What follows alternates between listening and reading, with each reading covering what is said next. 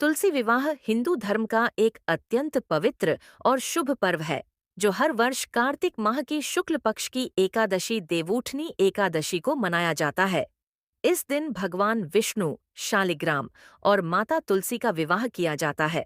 मान्यता है कि इस दिन तुलसी जी का विवाह करने से जीवन में सुख समृद्धि, सौभाग्य और वैवाहिक जीवन में स्थिरता आती है। तुलसी माता को इस अवसर पर एक दुल्हन की तरह सजाया जाता है। उन्हें नई चुनरी, फूल, गहनों और पारंपरिक श्रृंगार से अलंकृत किया जाता है। यह श्रृंगार न केवल भक्ति और श्रद्धा का प्रतीक है, बल्कि यह देवी लक्ष्मी के स्वागत का प्रतीक भी माना जाता है, क्योंकि तुलसी माता को लक्ष्मी जी का ही अवतार कहा गया है।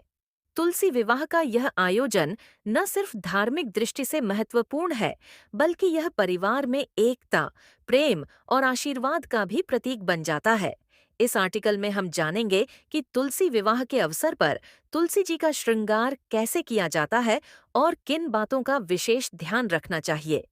पंचांग के अनुसार कार्तिक महीने की शुक्ल पक्ष द्वादशी तिथि की शुरुआत 2 नवंबर 2025 की सुबह 7:31 पर होगी और इसका समापन 3 नवंबर की सुबह होगी 5:07 पर होगा।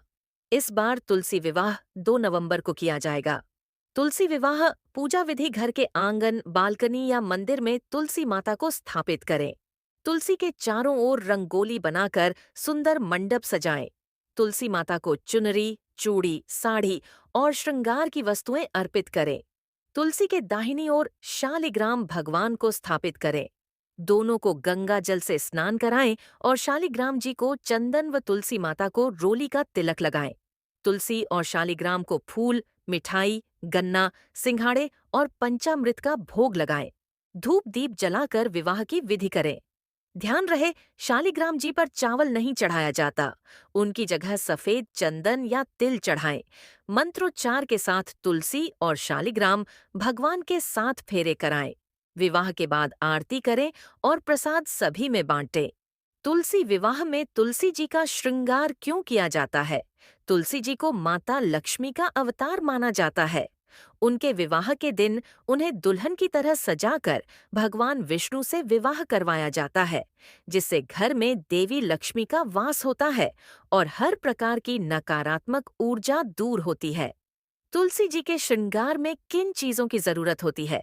श्रृंगार के लिए आवश्यक वस्तुएं इस प्रकार हैं: नई चुनरी, लाल, पीली या हरी, हल्दी, कुमकुम, चंदन फूल, विशेषकर गेंदा और तुलसी पत्ते, गहने या कृत्रिम आभूषण, बिंदी, सिंदूर, छोटी साड़ी या कपड़ा, दीपक और अगरबत्ती, मिठाई, फल और पान। तुलसी विवाह में श्रृंगार कैसे किया जाता है? सबसे पहले तुलसी के पौधे को स्नान करवाएं, गंगा जल या साफ पानी से। पौधे के गमले को साफ कपड़े से पोंछें और नई चुनरी ओढ़ाएं। तुलसी के ऊपर हल्दी, कुमकुम, चंदन लगाएं। फूल मालाओं से तुलसी माता को सजाएं। तुलसी जी को बिंदी, चूड़ी और आभूषण पहनाएं। दीपक जलाकर आरती करें और भगवान शालिग्राम के साथ तुलसी जी का विवाह करें। विवाह के बाद तुलसी माता को मिठाई, फल और पान का भोग लगाएं। तुलसी विवाह के दिन कौन से रंग का कपड़ा शुभ माना जाता है? तुलसी विवाह के दिन लाल, पीला या हरा रंग तुलसी विवाह में शुभ माना जाता है, क्योंकि ये रंग सौभाग्य और समृद्धि के प्रतीक हैं।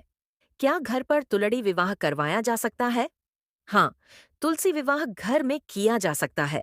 बस तुलसी का पौधा साफ और पवित्र स्थान पर होना चाहिए और विवाह की सभी पूजा विधियां श्रद्धा से की जानी चाहिए। तुलसी विवाह करने से क्या फायदा होता है? तुलसी विवाह करने से घर में सुख समृद्धि आती है। दाम्पत्य जीवन में प्रेम और स्थिरता बढ़ती है। भगवान विष्णु और देवी लक्ष्मी की कृपा बनी रहती है। नकारात्मक ऊर्जा और रोगों से रक्षा होती है। देवउठनी एकदशी का पर्व कार्तिक मास के शुक्ल पक्ष की एकादशी को मनाया जाता है। मान्यता है कि इस दिन भगवान विष्णु 4 महीने की योग निद्रा के बाद जागते हैं। आषाढ़ शुक्ल एकादशी से कार्तिक शुक्ल एकादशी तक इन 4 महीनों को चातुर्मास कहा जाता है। इस दौरान सभी शुभ कार्य स्थगित कर दिए जाते हैं। तुलसी के पौधे का सीधा संबंध भगवान विष्णु से है।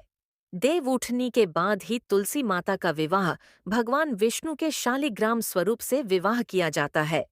देवउठनी के बाद तुलसी विवाह इस बात का प्रतीक है कि इस दिन से सारे शुभ कार्यों की शुरुआत हो जाती है।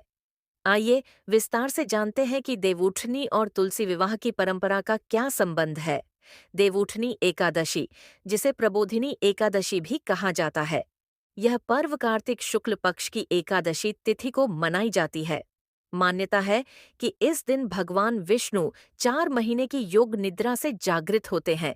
आषाढ़ शुक्ल एकादशी से शुरू होकर कार्तिक शुक्ल एकादशी तक ये 4 महीने, जिन्हें चातुर्मास कहा जाता है, इन महीनों के दौरान विवाह, गृह प्रवेश, यज्ञ आदि मांगलिक कार्य नहीं किए जाते, क्योंकि देवता विश्राम अवस्था में रहते हैं।